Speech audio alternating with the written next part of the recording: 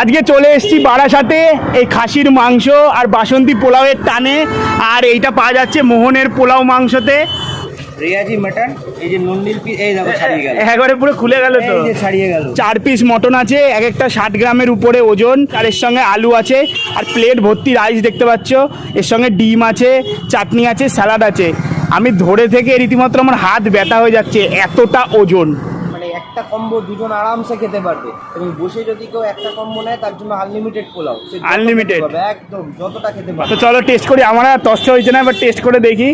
এটা মাটনের সাইজ একবারে পুরো নাল্লির পিস, দারুণ লাগছে। আর টেস্টের জন্য 1 পিস চিকেনও নিয়ে নিয়েছি এখানে, কারণ এখানে যে কোয়ান্টিটি দিয়েছে সত্যি একা খাবার ডিফিকাল্ট। আর এর মধ্যে দেখতে পাচ্ছ ড্রাই ফ্রুটও দেখতে পেয়েছি অনেক, এখানে কাজু আছে, কিশমিশও পেয়েছি।